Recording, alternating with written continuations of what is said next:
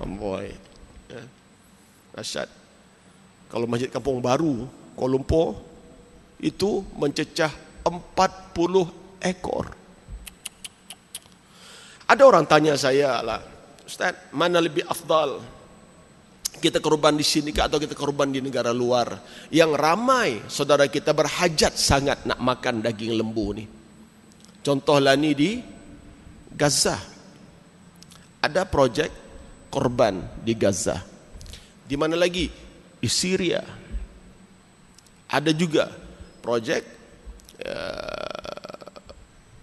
program korban di Syria, di Kamboja, ya, malah di Myanmar pun ada juga. Saya bila fikir-fikir, ya soalan itu soalan yang baik. Soalan yang baik. Ya, kerana ibadah korban ini bukan nak tengok sangat dagingnya, banyak mana dagingnya, berapa kilo dibagi-bagi, tidak.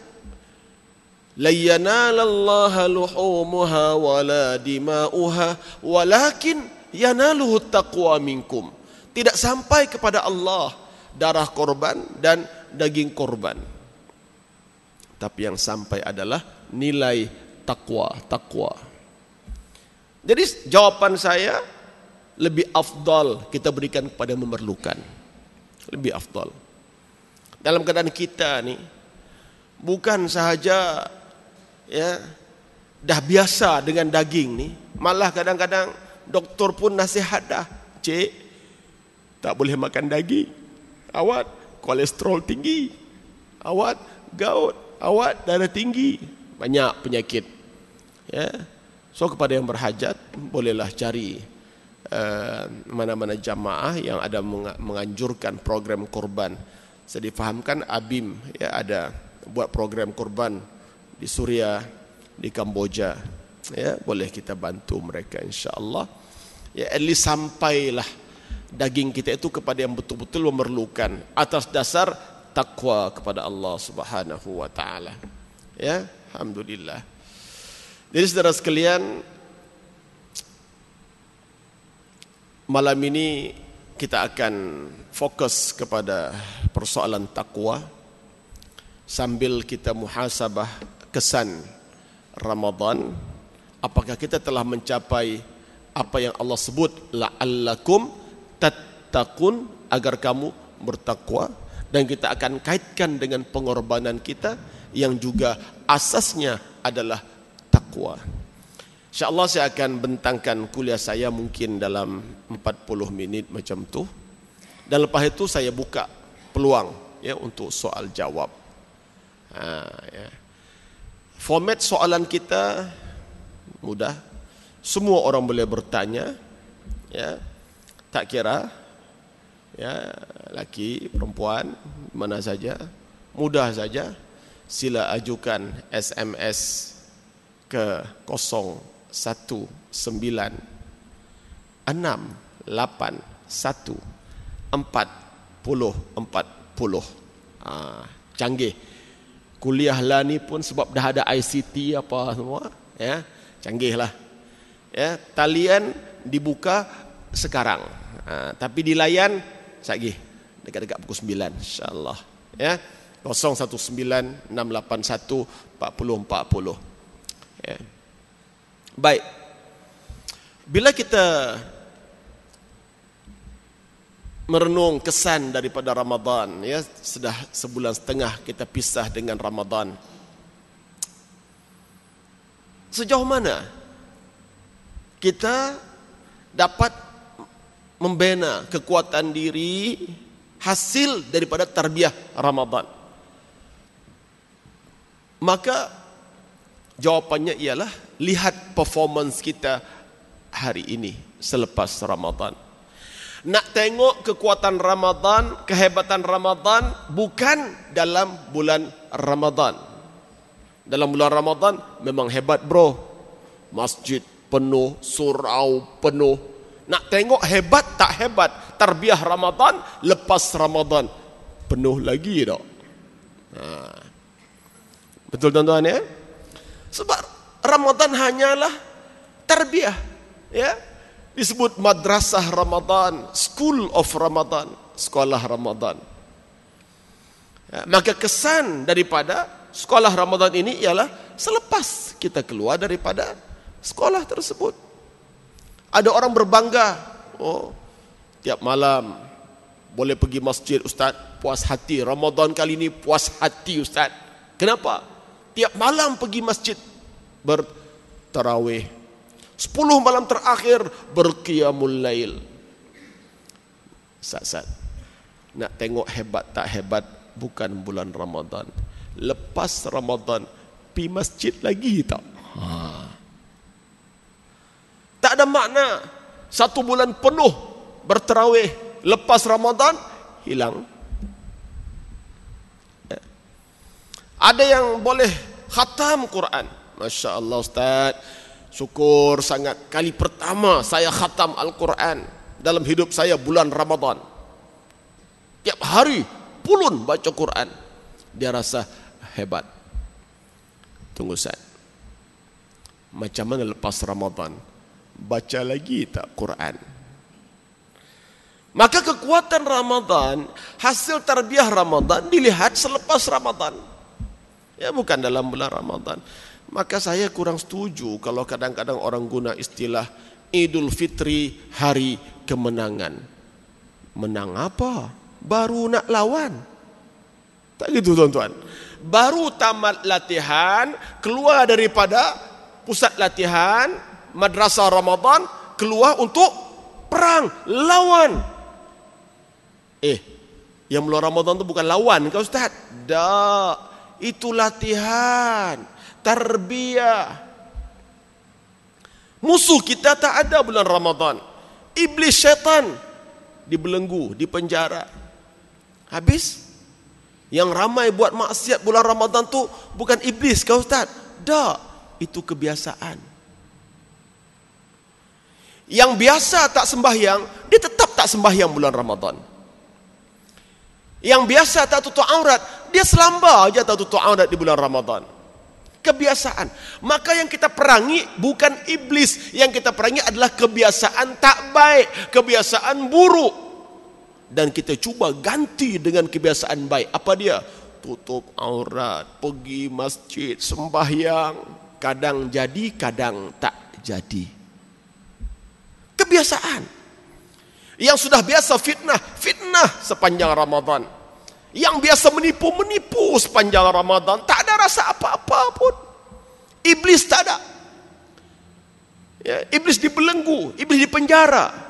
Tetapi kita memerangi kebiasaan-kebiasaan buruk yang ada dalam diri kita. Ya. Suami isteri yang biasa bergaduh bulan Ramadan. Iblis tak ada, gaduh juga bulan Ramadan. Pelik. Pergaduhan antara suami isteri disebabkan iblis. Ada nama, ada anak iblis yang bernama Dasim. Kerja dia pergi hasut suami isteri biar gaduh. Kalau boleh dapat saya bercerai, dapat bonus nih. Anak iblis ni dapat bonus. Tuh. Tapi bulan Ramadan iblis tak ada. Gaduh juga. Awat. Dah biasa. Anak-anak yang biasa lawan mak bapak bulan Ramadan. Tengking mak bapak bulan Ramadan. Ya. Bukan sebab iblis, kebiasaan. Jadi, tarbiyah Ramadan ialah kita cuba nak ubah kebiasaan yang tak baik dan kita cuba mengamalkan benda yang baik. Nak tengok kesan dia lepas Ramadan jadi tak? Gitu. Ya, jadi tak. Maka nilai takwa yang kita nak bina itu dua lah. Ya. Hablum minallah dan hablum minan nas. Sering dengar ni, kuliah-kuliah ni sering sebut hablum minallah, hubungan dengan Allah, hablum minan nas, hubungan dengan manusia, atau diglamourkan lagi istilahnya vertical dan horizontal. Vertical menegak, hubungan vertikal, hubungan kita makhluk dengan Khalik, dan hubungan horizontal mendatar, hubungan manusia dengan manusia. Apa dia hablum minallah? Jaga hubungan dengan Allah. Apa dia hablum minan nas? Jaga hubungan dengan manusia. Takwa hanya wujud. Takwa hanya ada sekiranya kita dapat menjaga hubungan dengan Allah, jaga sembahyang, jaga ibadat, jaga halal haram, ya, dan sekaligus kita menjaga hubungan dengan manusia. Jangan sombong, jangan fitnah, jangan gaduh, jangan hasad, jangan dengki dengan khianat, jangan iri hati kepada manusia. Berlapang dada dengan manusia. Jadi bahan muhasabah kita apa? Cek dalam diri kita. Bagaimana prestasi hubungan kita dengan Allah, bagaimana prestasi hubungan kita dengan manusia. Sebagai suami macam mana? Sebagai istri macam mana? Hubungan suami istri mungkin baik ke tidak lepas Ramadan? Sebagai anak macam mana? Anak kita degil lagi tak lepas Ramadan? Menantu dengan mertua, ipar dua biras bisan kita. Bang, ini hubungan yang perlu dilihat. Kesan daripada tarbiyah Ramadan. Tidak wujud takwa sehinggalah wujud dua dimensi ini. Jaga hubungan dengan Allah, jaga hubungan dengan manusia. Kita lihat ada orang susah, terpanggil tidak kita untuk membantu. Baik jiran kita, baik anggota masyarakat kita, ya, sekampung, sekorea, sedaerah, senegeri, senegara. Bagaimana dengan nasib saudara kita Nun di sana, di Gaza, di Palestina? Terpanggil tidak kita? Tuh. Saya lihat, ya, kesadaran kemanusiaan kita kurang dibanding dengan mereka yang bukan Islam. Dalam isu Gaza, yang kuat, ya, yang kuat memainkan isu Gaza, campaign menentang kezaliman Zionis ini, yang kuat adalah orang bukan Islam. Yang Islam, selamba aja, ya. Baik gerakan massa, perarakan, ya. Di London, perarakan untuk membela Gaza mencecah 1 juta. 1 juta orang. Dahsyat, tuan-tuan. Dahsyat. Ya. Di Chicago, puluhan ribu, mencecah ratusan ribu. Ya, dahsyat. Ya. Di Sweden, Raja Sweden, Ratu Sweden turun ke jalan raya. Subhanallah. Istilah kita sini apa? Mencemar duli. Ya dah. Agaknya takut tercemar duli, maka ramai raja tak turun. Raja Sweden saja yang tak takut tercemar duli, turun ke bawah, berarak bersama putri, bersama queen, bersama ratu. Tuh, mana raja-raja umat Islam? Raja Saudi terang-terang isytihar, saya tidak akan terlibat membantu Gaza. Oh, dahsyat. Bila kita Google, tengok silsilah Raja Saud, Masya Allah, rupanya dia keturunan Yahudi, Bani Qainuqa. Sakit hati bang. Tak apalah keturunan dia dulu, dia tak lagi dah. Tapi masih ada ikatan tu rupanya. Ya. Mesir sampai hari ini belum buka sempadan Gaza yang di Rafah. Walhal Yahudi sudah menerima 10 syarat gencatan senjata. Yahudi sudah angkat bendera putih, surrender. Okey, kami terima 10 syarat. Apa dia? Pertama, hentikan blockade. Hentikan kepungan, buka sempadan. Yahudi di utara Gaza sudah buka sempadan, di timur Gaza sudah buka sempadan. Di selatan nih, Yahudi tak jaga, Mesir Mesir tak buka lagi sempadan. Rupanya Yahudi Mesir lebih dahsyat dari Yahudi Israel. Rupanya As-Sisi, Jenderal As-Sisi yang rampas kuasa daripada Morsi, ibunya Yahudi. Allah. Apa nasib umat Islam dengan pemimpin-pemimpin kita seperti itu? Ya. Negara-negara di Latin Amerika, beberapa buah negara isytihar putus hubungan dengan Yahudi. Tu dia hantar balik dia punya duta pulang ke Israel. Oh, dahsyat. Beberapa buah negara isytihar Israel sebagai negara pengganas, negara teroris. Okeylah Ustaz, Malaysia kita memang tak ada hubungan dengan Yahudi. Pasport kita semua satu-satunya negara di dunia yang dalam pasport dilarang rakyat pergi Israel. Pasport je bang. Berapa ramai yang pergi sana? Malah kita ada hubungan dagang yang cukup baik dengan Yahudi. 2 komoditi penting niaga kita, perniagaan Malaysia Yahudi, palm oil, minyak kelapa sawit dan balak, mencecah ribuan juta dolar setahun.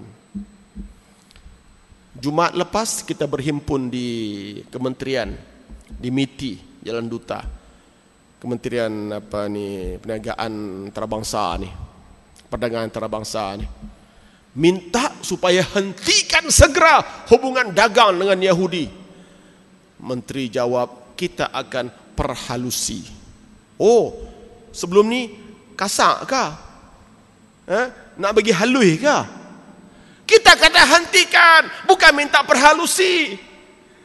Dah payah dia kata, sebab melibatkan kelompok ketiga, pihak ketiga, investors, pelabur apa semua, tak boleh. Nampak? Kan? Dalam keadaan Yahudi menzalimi saudara kita, dalam keadaan negara-negara orang bukan Islam sudah lama boykot. Ya. McDonald di England hampir tutup.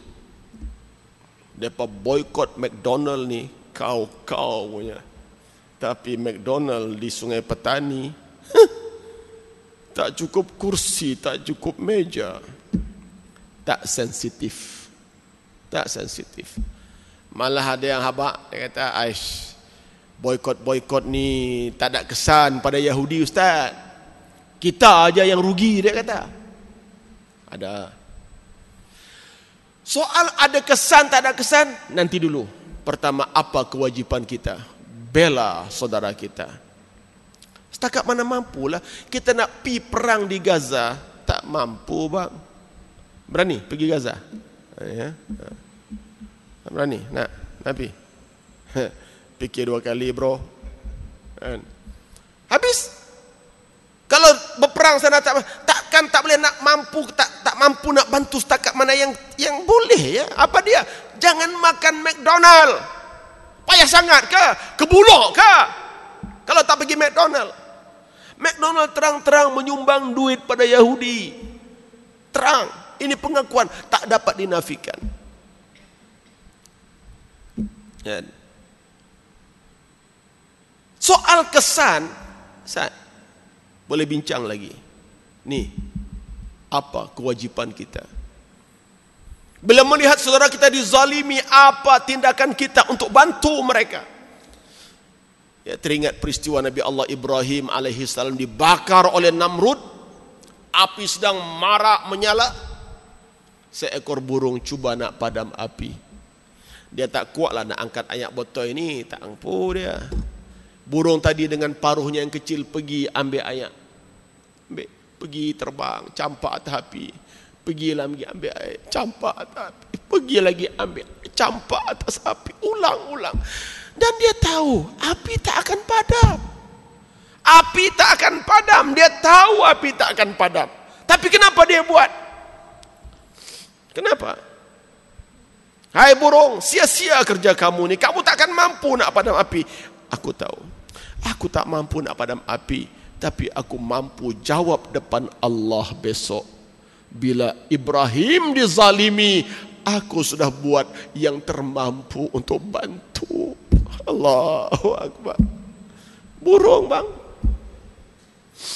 Ini hal yang menyedihkan kita bila orang Islam dia tak selamba, dia tidak prihatin.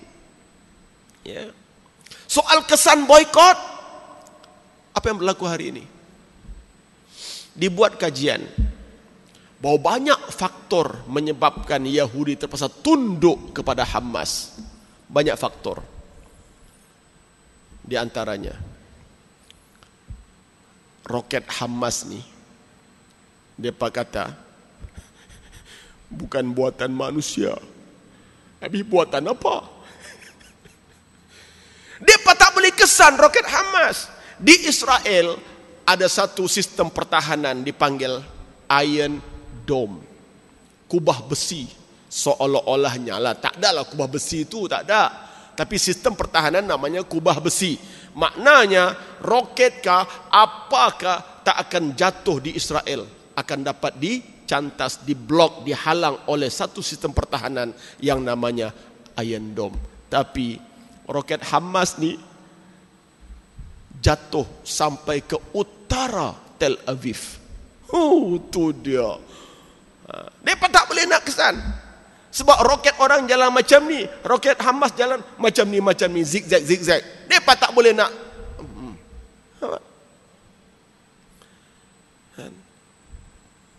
Satu. Kedua, dia kata, kami perang ni bukan dengan orang, dia kata. Pula dah. Ya, banyak peristiwa di mana bila bertempur, mereka lari ke langkabut, lari litang pungkang. Yahudi lari litang pungkang sebab dia nampak tentera berjubah putih datang menyerang. Dia kata ni, roket bukan buatan orang. Yang kita pula perang bukan dengan orang. Sebagai orang Islam, kita faham Yahudi sedang berperang dengan jundullah, tentera-tentera Allah. Walillahi junudus samawati wal ard. Allah memiliki tentera-tentera di langit dan di bumi. Habis yang peluru duk gila-gila boleh pi tu macam mana? Wa ma ramaita idh ramaita walakinallaha rama. Bukan kau yang melepaskan panah, walaupun kau yang memanah, tapi Allah yang melepaskan anak panah. Bayangkan batu yang dilontar oleh budak kecil pun menakutkan Yahudi. Pelik. Kalau kita takut apa? Hang ada senapang, budak ni ada batu. Takut dengan batu. Sebab bila budak campak batu, dia tak nampak batu. Dia nampak entah apa, entah. Ini sebagai orang Islam, saya beriman ini kekuatan rohani. Ya. Faktor lain ialah tekanan, boikot. Boikot dari seluruh dunia. Sebulan sahaja, bulan pertama selepas boikot, Israel Yahudi kerugian $4 bilion sehari. Amin. Sehari 4 bilion. Sebulan masuk lagi 2 bulan. Siapa kata tak ada kesan? Ada kesan. Cuma kita, alah, aku seorang je makan McDonald, tak ada kesan apa. Memang pelik. Perangai orang Melayu lah kan. Aku seorang je tak mengundi, tak apa. Kan? Yang lain mundi. Kalau aku seorang ni tak ada kesan. Rumah ni seorang, rumah tu seorang. Dan kalau 1000 rumah, 1000 orang. Tak kalah. Kan? Aku seorang je. Ini masalah aku seorang je. Sedangkan kita dilatih sembahyang berjamaah. Dalam Islam tak ada nilai individu. Aku seorang sahaja, tak wujud. Dalam Islam, aku adalah jamaah. Jamaah adalah aku. Kalau aku tak pergi berperang, satu jamaah tak pergi perang. Kalau aku pergi berperang, seolah-olah satu jamaah pergi berperang. Ini tarbiyah kita. Tapi masih lagi kita ni, aku seorang ya. Tak apa. Hang seorang tak pi tak apa. tak ada jejas. Nampak tu perangai kita. Kan? Jadi saya lihat ya ada kesan. Ada kesan insya-Allah. Ya. Sebab itu kita nak melihat kesan takwa ini, ya. Tapi sayang, ya. Banyak pengajaran-pengajaran yang boleh kita ambil dari peristiwa Ramadan. Ya. Tapi tidak menimbulkan keinsafan pada kita. Ya. MS-17 pengajaran besar. Ya, tapi tak ramai kita yang saya tengok perbincangan dalam internet tentang MS-17. Masih ada orang kata ini bukan musibah, ini cari bala. Pilot tu saja cari nahas terbang di kawasan perang. Bukan musibah dia kata. Jadi musibah tu apa? Saya tak faham lah. Apapun yang berlaku itu musibah. Sebab dan musababnya berbeza. Kan? Okeylah pilot terbang di situ. Maka misil pun sampai kena. Salah pilot ya. Yalah salah pilot lah Ustaz. Ratusan kapal terbang satu hari. Beratus kapal terbang lalu jalan tu. Tak kena apa? Sebab itu bila berlaku musibah, pertama istirja. Istirja kembali kepada Allah. Inna lillahi wa inna ilaihi raji'un. Kedua, muhasabah. Apa dosa? Tak ada dosa lah Ustaz. Ini yang tembak tu yang berdosa katanya. Lah, salah yang tembak. Tak. Kullu yusibana illa ma kataballahu lana. Katakan tidak berlaku satu-satu musibah melainkan apa yang telah Allah tentukan. Dah berlaku, dah tercatat dah. Apa punca? Cepat rehat. Apa dosa? Apa kesalahan? Kan? Sedangkan batu, ya, kaki kita tersandung, terlanggak batu, pun kita kena muhasabah. Apalah dosa hari ini, macam mana dah kena berdarah dah kaki. Bukan salahkan batu, celaka kau batu duduk tengah jalan. Pergi sepak lagi batu. Tak, muhasabah. Apa dosa? Biasa aku tak langgar batu ni, terlanggar pula hari ini. Mungkin kita lupa Allah, Allah nak ingatkan kita. Dosa apa Ustaz? Jadi banyak dibincang dalam internet. Ya. Timbul isu arak dalam kapal terbang. Mereka tak terima. Takkanlah sebab arak kapal terbang lain pun ada arak tak kena pun, dia kata. La ilaha illallah. Dia duk tengok orang lain ya. Kapal terbang orang lain lah. Hak ni kapal terbang kita. Kita pemiliknya orang Islam. Mas ini milik negara kita. Negara kita mengaku negara Islam. Yang kapal terbang lain tu dia nak ada arak ke apa ke lantak dia lah. Kita ni. Kan?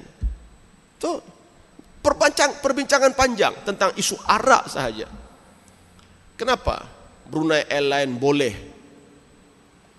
buang arak, tak ada arak? Beberapa syarikat negara Arab tak ada arak. Okey. Maju ya.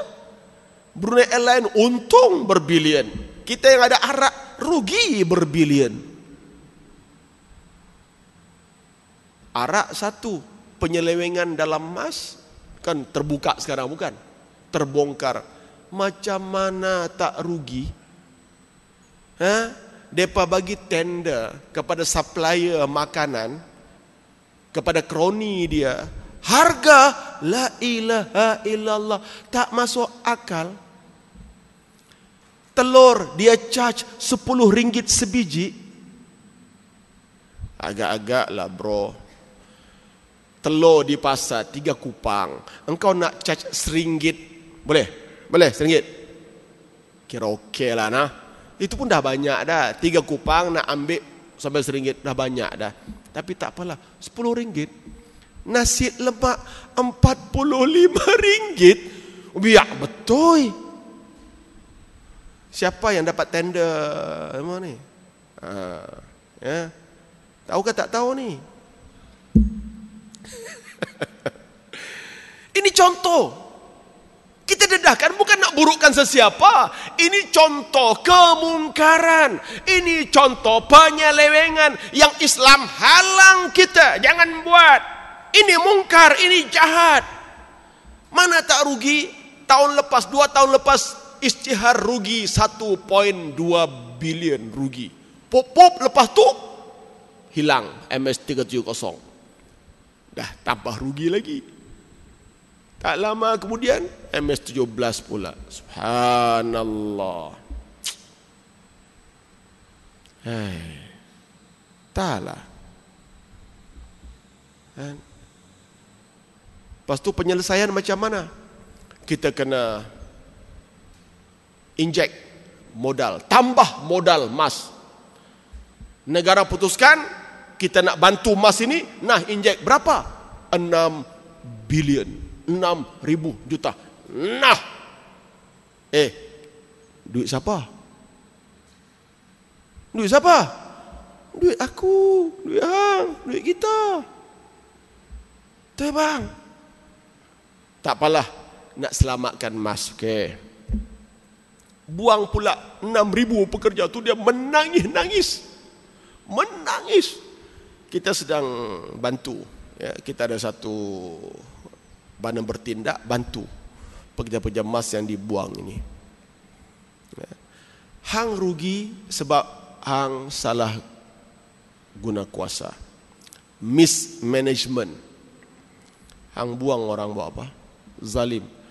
Yang dibuang ni ada anak bini nak tanggung. Ada anak bini nak tanggung. Ada rumah, hutang rumah tak bayar lagi. Hutang kereta bayar lagi. Apa semua. Banyak benda. Jangan zalim. Ya. Penyelewengan. Ya, sebenarnya kalau saya lah. Tanya saya lah kan. Orang tanya, perlu ubah ke Ustaz? Manajemen emas. Saya kata bukan setakat manajemen emas. Bukan setakat pengurusan emas perlu diubah. Apa yang perlu diubah?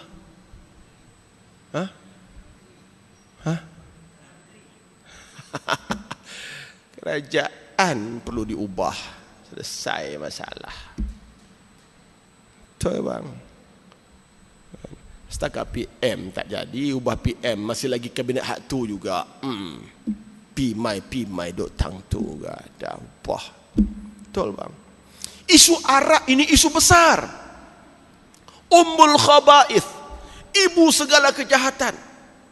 Saudara, kita harus suarakan isu arak ini. Ya. Di Selangor 2008 kita menang. 2 tahun kemudian 2010 ada satu perbincangan, perdebatan dalam Dewan.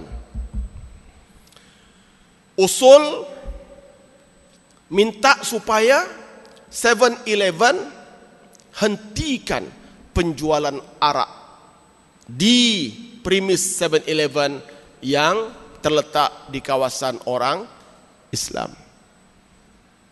Kalau 7E yang letak di tengah-tengah masyarakat Cina, antak pi ya. Tapi 7E yang terletak di tengah-tengah masyarakat orang Islam, kita minta jangan jual arak. Orang India senyap, orang Cina pun senyap. Orang Melayu pula bising. Ini perniagaan, apa kena mengena dengan halal, haram, apa semua? Allah, hang ni Melayu ke apa? Islam ke apa? Tanya dia pula, hang toke 7E ke? Tak lah, tapi apa ni sibuk sangat ni? Lah, hang bukan toke pun senyap. Nampak tu perangai. Tak setuju. Mengapa kita minta? Sebab 99.999% petugas 7-Eleven adalah budak Islam, Melayu. Saya tak jumpa lagi budak Cina jaga 7E. Ada ke? Cina. India saya pernah jumpa seorang. India. Selebihnya Melayu semua. Itu dia jual arak. Arak ni kita dah tahu dalam Islam, apapun yang terlibat dengan arak, semua neraka. Daripada yang tanam anggur, kalau anggur itu memang khas untuk arak, daripada yang ratakan tanah, bersihkan tanah, bajak tanah, ya, tanam anggur, siram putik buah, peram buah, sampai kepada yang tukang botol, tukang kotak, tukang angkat, tukang pandu, tukang semua, tukang jual, tukang masuk plastik, semua neraka. Amin. Dan hilang keberkatan. Ummul khaba'is, ibu segala kejahatan. Tapi kenapa? Agenda apa di sebalik ini? Dia tahu bahawa budak-budak sekarang ini mula terdedah dengan ancaman budaya luar ni.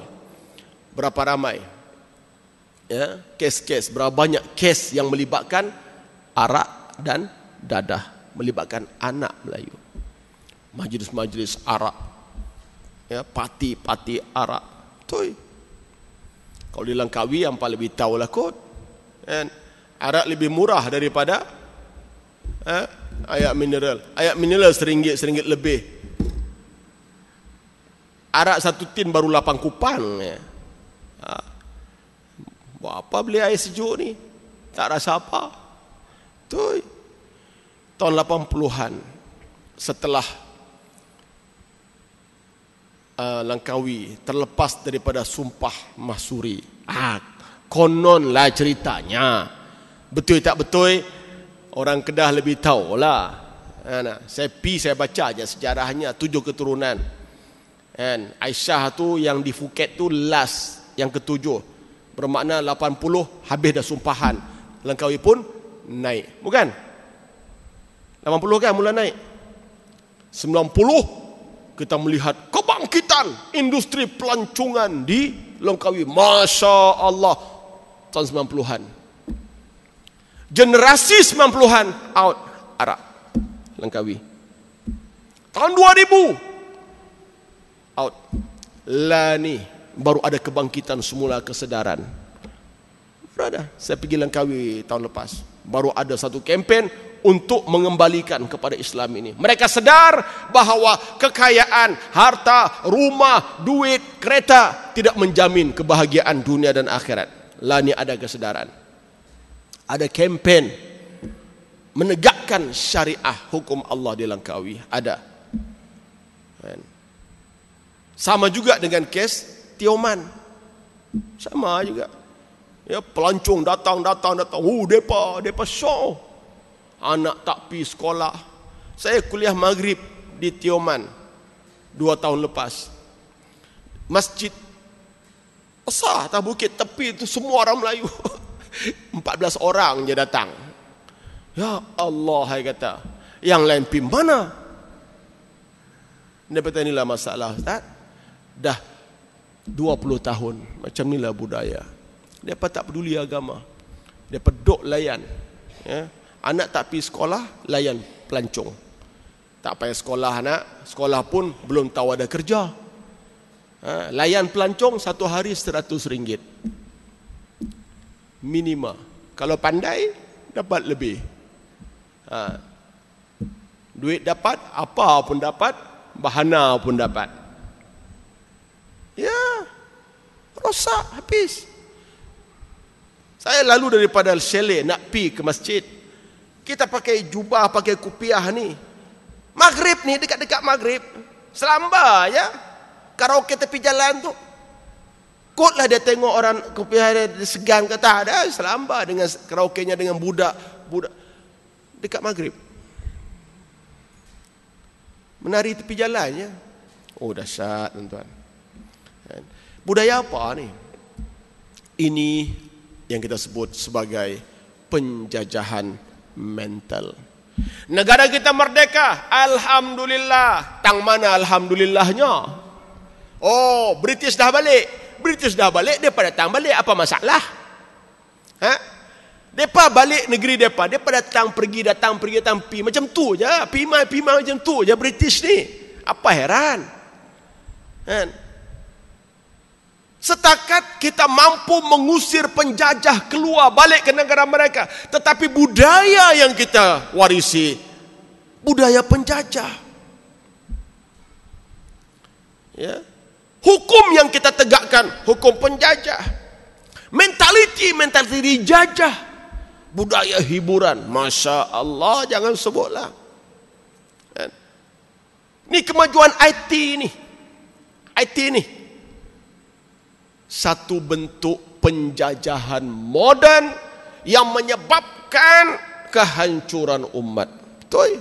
Facebook, Twitter, WhatsApp, Viber, Instagram, you name it lah, apa semua lah ni. Ustaz tahu, Ustaz ada kah? Ada semua. Saya ada Facebook, ada Twitter.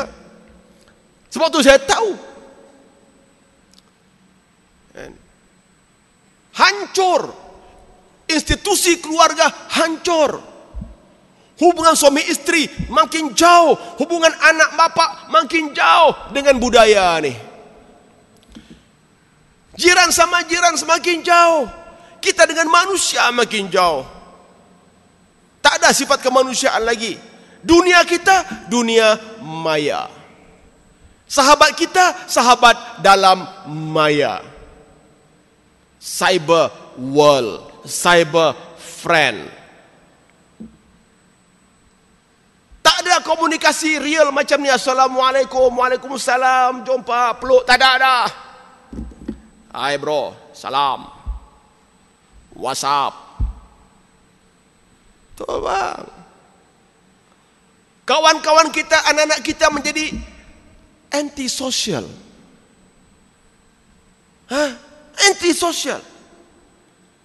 Raya baru-baru ni saya perhatikan.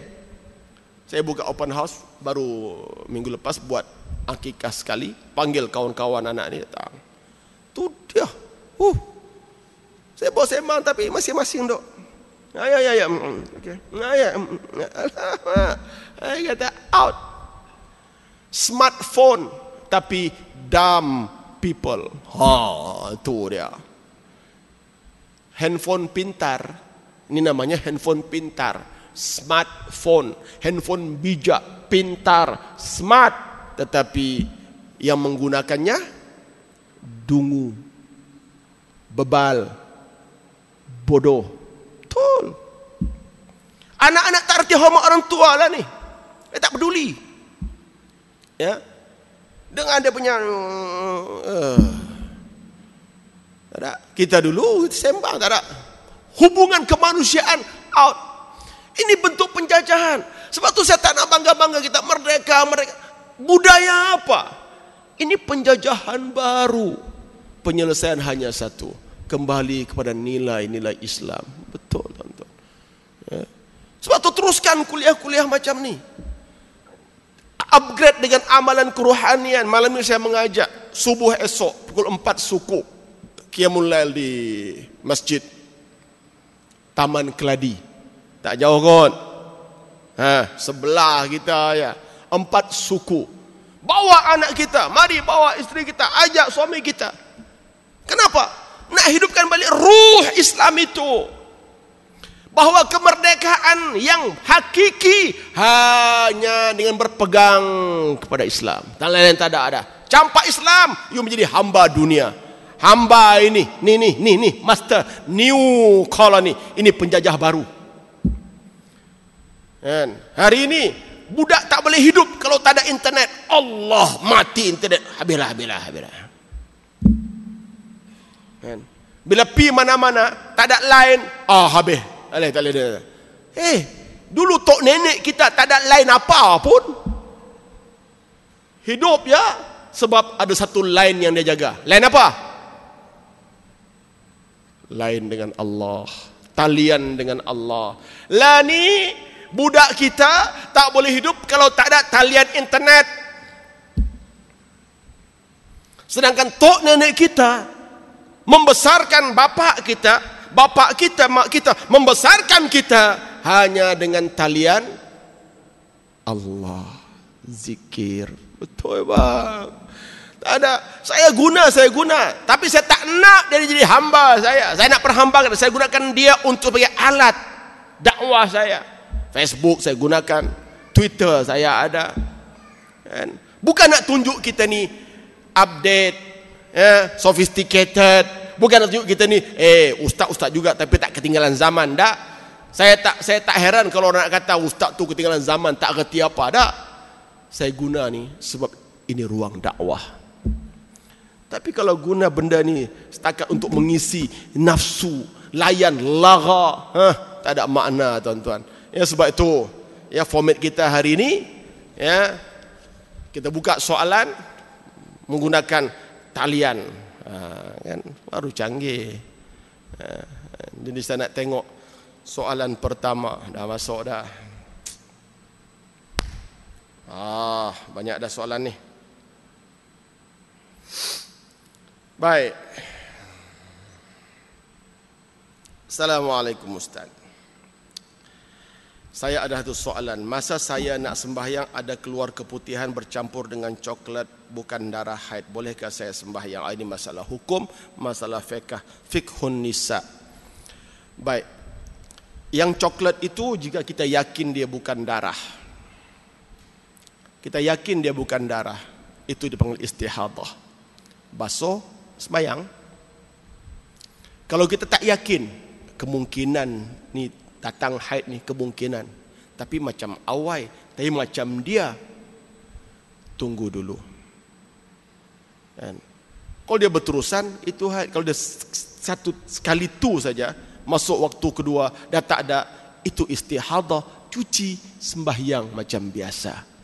Ya, jadi masalah haid ini orang perempuan kenal darah haid dia. Ya, setiap orang mesti mengenal bentuk darah haid dia, bau ke, bentuknya ke, warnanya ke, maka ya, kita boleh bezakan antara darah haid dengan maka boleh sembahyang, kita basuh saja dan sembahyanglah. Apa pendapat Ustaz? Seorang dalam keadaan sakratul maut tidak mengucap kalimah syahadah, tapi akhir kalamnya selawat pada Nabi. Baik. Dalam hadis disebutkan barang siapa yang akhir kalimahnya la ilaha illallah dakhalal jannah, masuk surga. Soalannya, dia ni akhirnya bukan kalimah tauhid la ilaha illallah, tapi selawat. Ya. Selawat juga sebagai tanda ingatan kita kepada Nabi kita Muhammad sallallahu alaihi wasallam. Ya. Bermakna selagi dia tidak mengingatkan yang lain-lain, bagi saya ini pun termasuk husnul khatimah. Ingat Rasul, ingat Nabi, ingat Allah, dialah tu. Ya. Sebab tu peranan orang yang berada di tepi sebelah orang yang sedang sakratul maut itu penting. Laqinu mautakum bila ilaha illallah. Talkinkan orang yang nak mati di kalangan kamu dengan kalimah la ilaha illallah itu bukan yang talkin kubur, talkin di telinganya, bacakan la ilaha illallah. Kesilapan berlaku bagaimana? Mengucap nak, bang, mengucap tu apa? Bukan begitu caranya. Ini kejadian betul. Jadi saya sampai di hospital, bapaknya tengah nazak. Anak-anak ramai, tapi semua duk sibuk dengan gadget masing-masing. Tapi adalah Quran pun dia pasang yang inilah handphone. Quran mengaji tepi bapak dia. Saya tengok, saya pegang, saya kata anak-anak semua, bapak kamu sedang nazak. Waktu ini kamu patut duduk sebelah dia dan ajar dia kalimat tauhid. Mana abang? Panggil abang. Pak, mengucap pak. Saya kata, bukan begitu.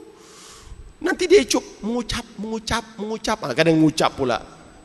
Dah, saya pun duduk. La ilaha illallah. Pegang tangannya, pergi dekatkan kepalanya, kita dekat telinga sebelah kanan. La ilaha illallah, la ilaha illallah, ulang. Mungkin bibirnya tak menyebut, hatinya mengikut. Ulang. Alhamdulillah, diulang. Adiknya pula la ilaha illallah, la ilaha illallah. Saya kata pelan-pelan biar tenang. Itu caranya. Ya, jadi balik kepada soalan ini, ya, sekiranya dia menyebut selawat, kalimah selawat, itu pun dikira husnul khatimah bagi saya lah. Ya, dan kemungkinan di dalam hati dia menyebut kalimat tauhid kebesaran Allah Subhanahu wa taala.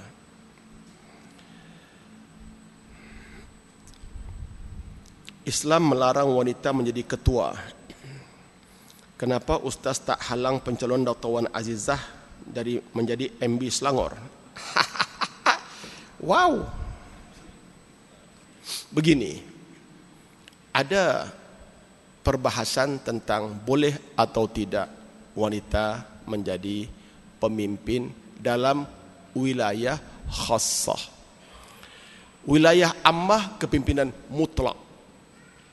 Ulama sepakat kepimpinan mutlak wilayah ammah hanya khalifah.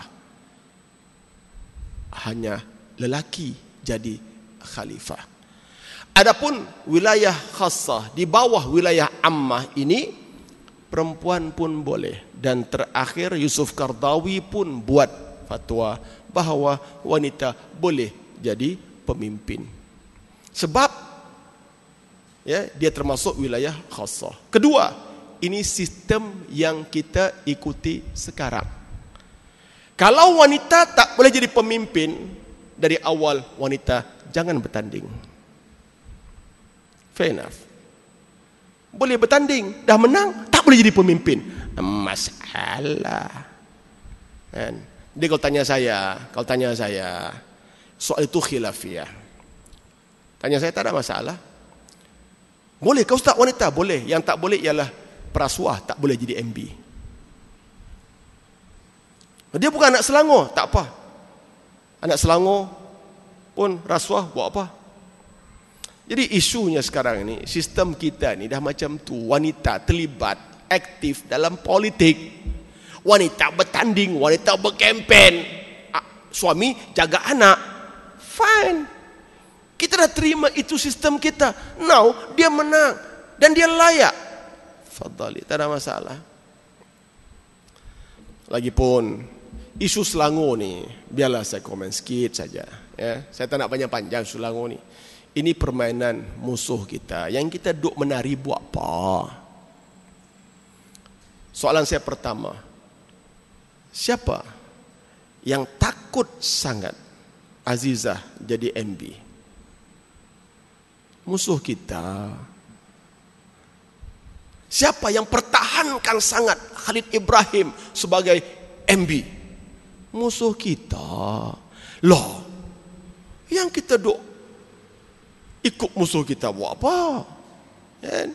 Almarhum Tok Guru, almarhum Ustaz Fadil Nur pun dah sebut, bila musuh dah sokong kita, maknanya something wrong lah tu. Yang kuat pertahankan Khalid Ibrahim, Ibrahim Ali, Hasan Ali, Zulkifli Nordin. Kalau dah orang-orang ni pertahankan Khalid Ibrahim, faham ke tak faham? Alah, hai. Lagipun ini krisis. Tanya saya, setiap krisis memberikan hasil, insya-Allah. Ini krisis. Ada suatu yang baik akan berlaku selepas krisis. Tapi ini teruk sangat ni, menggelegak habis ni Ustaz. Ini habis dia ni. Memanglah nasi nak masak, dia menggelegak lah. Jangan takut kalau nasi menggelegak. Jangan takut kalau periuk panas. Itu pertanda nasi sudah nak masak. Bila masak boleh makan. Takutlah kalau periuk tak panas-panas. Dan takutlah kalau nasi tak menggelegak-menggelegak. Periuk hang ni baguslah, tak panas-panas. Awak masak nasi baguslah, tak menggelegak no. Itu makna nasi tak akan masak. Dan kita tak akan makan.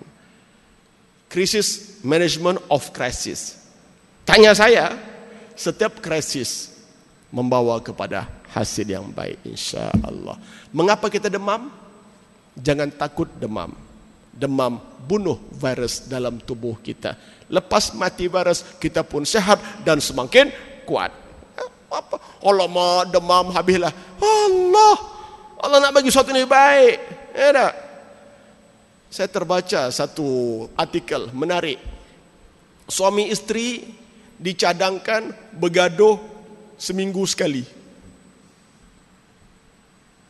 Sebab dia kata, lepas bergaduh, mereka akan akrab. Syaratnya, boleh kontrol lah bang.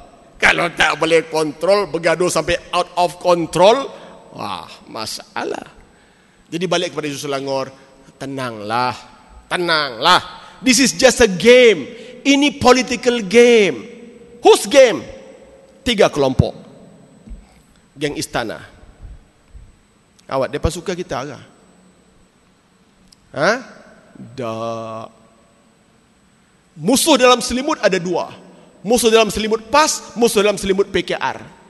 Musuh dalam selimut PAS siapa? Geng United Government, geng perpaduan. Mereka ada permainan. Musuh dalam PAS, musuh dalam PKR siapa? Geng-geng UMNO yang menyerap dalam. Bang, relax lah. Ilaha illallah. Ini just a game. Ini permainan. Musuh menjalankan taktik melewatkan permainan. Lagi lewat, lagi bagus untuk musuh, lagi bahaya untuk kita, sebab lebih kita bergaduh. Sebab tu kalau permainan diperpanjang, penonton relax ya. Kan? Main bola 40 minit, 40 minit. Seri tambah setengah jam. Seri lagi, tambah lagi. Penonton relax lah, jangan campak batu. Faham ke tak faham ya? Relax abang, jangan. Saya bila kawan-kawan komen dalam Facebook lebih-lebih, saya tak jawab. Saya delete. Komen yang melampau, saya tak jawab. Sebab kalau saya jawab, dia jawab lagi. Saya jawab, dia jawab lagi. Saya delete. Dia komen lagi, saya delete. Dia komen lagi, saya delete dia. Walaupun dia sahabat, saya delete dia. Kenapa? Saya tak nak layan.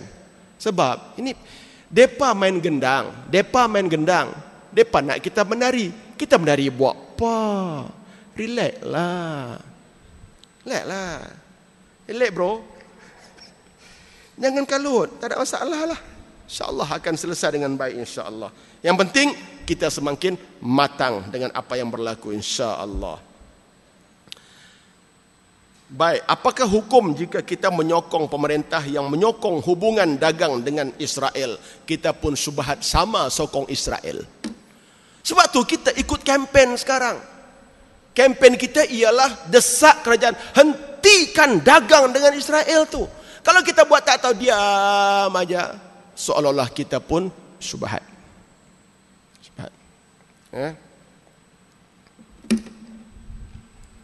Menarik soalan Masjid Matang Gadong ni.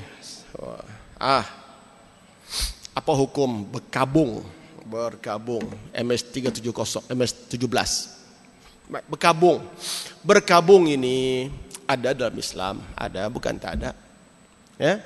Isteri kematian suami, dia berkabung. Caranya elak menggunakan pakaian yang menarik perhatian orang dan elak daripada berhias. Itu yang berkabung. Ya. Habis yang pakai hitam, ya, itu ustaz tak menyamai orang bukan Islam kah? Tak ada masalah. Hitam tu warna kesedihan. Itu universal. Tapi kan Cina guna hitam, ini Kristian guna hitam, tak. Arab guna hitam. Tak ada masalah. Hitam boleh, kelabu boleh, apa pun boleh. Ya, berkabung menunjuk kesedihan. Bertafakur dalam Islam dikaitkan dengan senyap, berzikir, muhasabah, istighfar. Bertafakur menurut orang di sebelah sana, bukan Islam, ialah menghormati jenazah dengan berdiam. Dia panggil moment of silence. Apa hukumnya moment of silence? 2 Jumaat yang lepas di TV, semua saluran TV mengadakan program moment of silence, sekejap hormat ketibaan mayat-mayat. Apa hukumnya? Saya tanya, dia buat apa? Dia diam je ustaz. Diam tak ada apa. Dia hanya berdiam diri. Tapi dia diam diri menghormati jenazah. Tak ada masalah. Nabi berdiri menghormati jenazah. Sedangkan jenazah itu jenazah Yahudi. Ya Rasulullah, itu Yahudi. Dia juga manusia. Tak salah kita bangkit, jenazah sampai kita bangkit. Tak salah. Orang kata, okey kita hormat jenazah, kita berdiam sekejap. Moment of silence. Tak salah, diamlah. Cuma cara kita lebih advance. Kita hormat jenazah, kita baca Fatihah. Mereka diam saja. Mereka tak tahu nak baca apa. Jadi tak salah. Ya. Yang syoknya, siapa yang mengikuti Facebook saya, ya, ada satu fitnah yang berlaku. Saya pegang lilin dengan isteri saya. Dia kata, tengok, dia kata, ni pemimpin apa ni, dia kata. Ya, sambut mayat guna lilin apa semua. Ada. Gambar itu gambar kempen mansuhkan ISA tahun 2004. Selepas saya bebas daripada ISA, kita buat satu perhimpunan kempen hapuskan ISA. ISA adalah kezaliman. Kezaliman adalah kegelapan. Maka kita pegang lilin.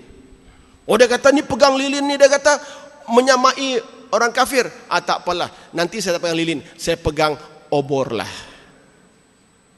Ini simbol, saya kata. Lilin itu cahaya. Lilin itu cahaya. Setakat cahaya, tak ada makna. Bukan kita menyembah. Dan tidak ada upacara penyembahan pun berlaku.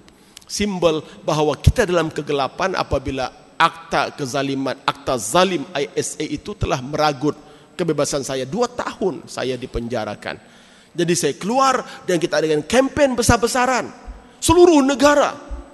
Dan kemuncaknya kita bakar lilin. Kita bakar kezaliman. Kita nak cahaya menerangi kegelapan kita. Alhamdulillah 4 tahun 3 tahun yang lepas ISA dimansuhkan, diganti dengan SOSMA. Semacam juga nama diubah. Ya, malah saya tengok SOSMA lebih zalim daripada ISA. Bezanya dulu ISA tak ada bicara. Dia ambil saya kat rumah pukul 2:30 pagi, dia bawa pi hilang gitu ya. Lepas tu dapat maklumat, suami kamu ada di sini, ditahan ISA 2 tahun. Tak ada bicara, tak ada apa. SOSMA ada bicara, tapi entah bila.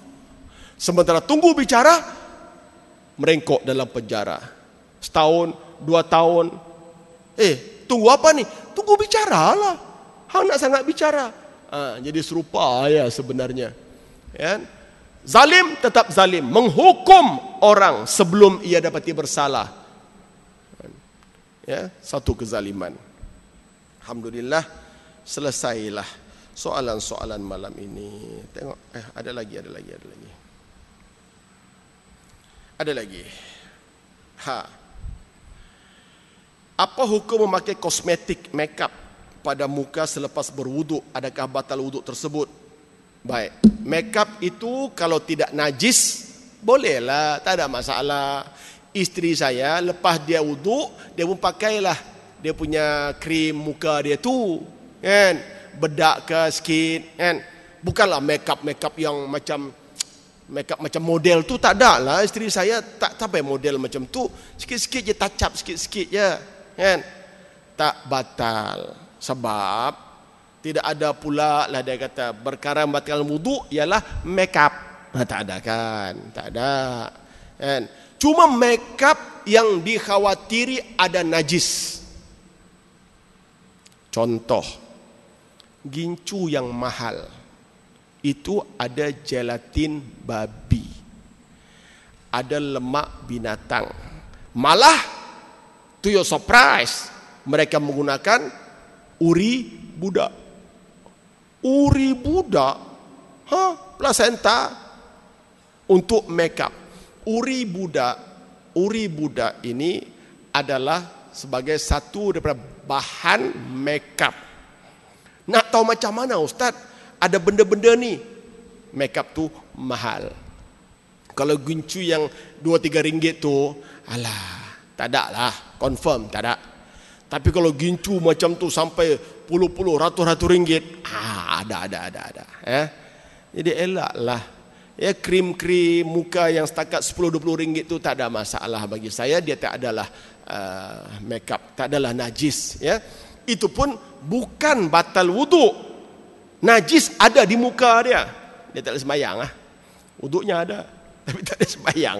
Sebab najis tidak membatalkan wuduk. Kalau ada najis, terkena najis, tai kucing ke, tai ayam ke, terpijak tai ayam, wuduk tak batal. Basuh saja najis, pergi sembahyang. Kan? Gitu. Ya. Okey. Habis. Alhamdulillah. Jadi saya ingatkan sekali lagi, insya-Allah besok pagi 4 suku, ya, saya jemput semua untuk ramai-ramai kita ke Masjid Taman Keladi, ya, untuk kita berqiyamul lail. Insya-Allah 4 suku kita akan mula solat tasbih, ya, dan diikuti dengan solat hajat.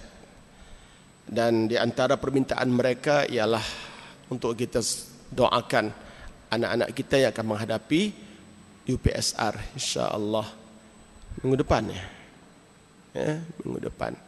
Jadi siapa-siapa yang ada anak UPSR atau exam apa sajalah, marilah malam ni kita khususkan.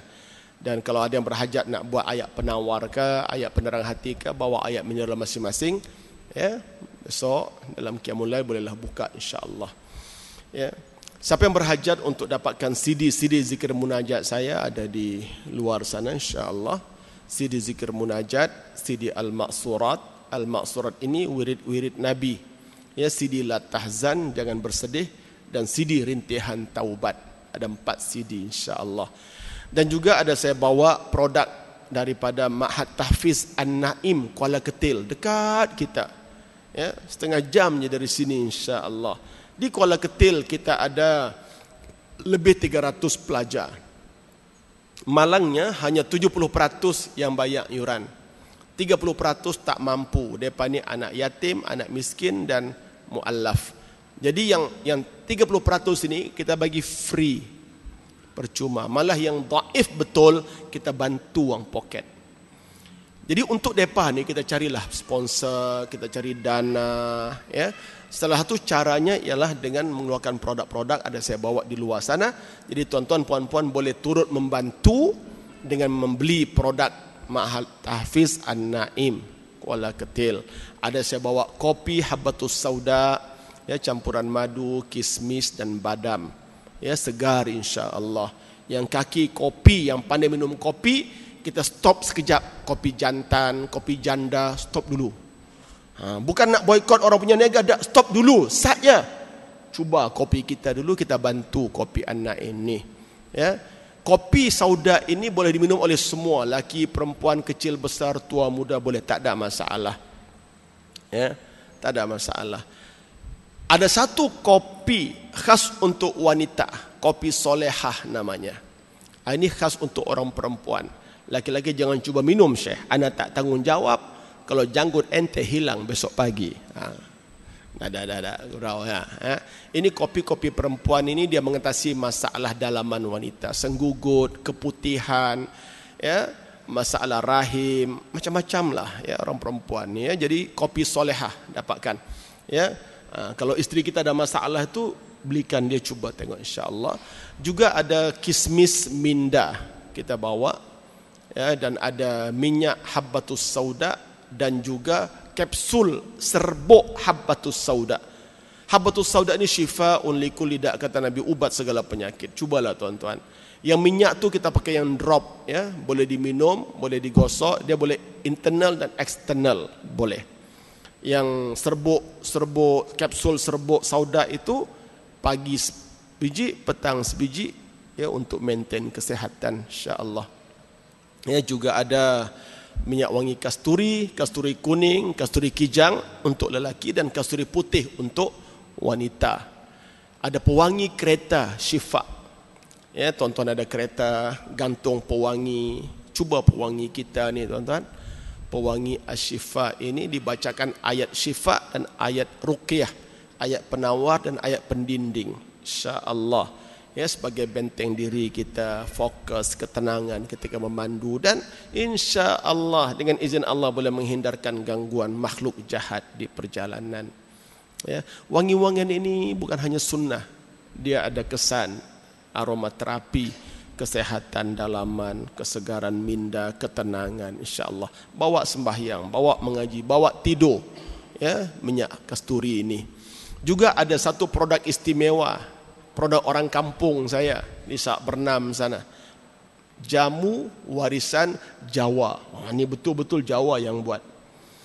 Saya bawa ni tuan-tuan ada dua sebab. Pertama, nak bantulah orang kampung ni. Kedua, produk ni dia bahan dia akar dan herba. Dia cukup berkesan untuk yang mengidap kencing manis. Alhamdulillah tuan-tuan. Ya.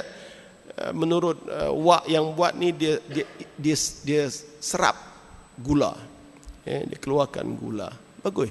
Ya. Yang tak ada kencing manis boleh amalkan juga untuk kesehatan diri, melancarkan darah. Wanita yang sedang menyusukan anak, dia boleh menambah susu, ya, untuk baby. Jadi saudara sekalian, bolehlah ya dapatkan produk di luar sana sebagai ya membantu ya tugas dakwah kita dan sekaligus membantu rakan-rakan kita di Mahat Tahfiz An-Naim Kuala Ketil, insya-Allah. Ya, semoga Allah berkati majlis kita. Ya, just pastikan tidak ada soalan tercicir. La ilaha illallah, la ilaha illallah, la ilaha illallah, Muhammadur Rasulullah. Ya Zal Jalali wal Ikram, Ya Zal Jalali wal Ikram, Ya Zal Jalali wal Ikram. Amitna ala dinil Islam, amitna ala dinil Islam. Ya Allah, berkatilah majlis kami, ampunkan dosa kami, tunaikan hajat kami, mudahkan urusan kami, lapangkan dada kami, luaskan rezeki kami, sembuhkan penyakit-penyakit kami. Ya Allah, sembuhkan yang sakit di kalangan kami. Ya Allah, perbaikilah akhlak kami para ayah, para ibu, perbaikilah akhlak kami para suami, para istri. Perbaikilah hubungan kami, ya Allah. Perbaikilah akhlak anak-anak kami, ya Allah. Kepada anak-anak kami yang bakal menghadapi peperiksaan, lapangkan dada mereka. Jadikan mereka pelajar cemerlang, anak soleh yang gemilang, pejuang Islam yang terbilang. Selamatkan kami, keluarga kami, harta benda kami dari musibah dunia dan akhirat. Wa sallallahu ala sayyidina Muhammad wa alihi wa sahbihi ajma'in. Walhamdulillahi rabbil alamin. Assalamualaikum warahmatullahi wabarakatuh. Takbir.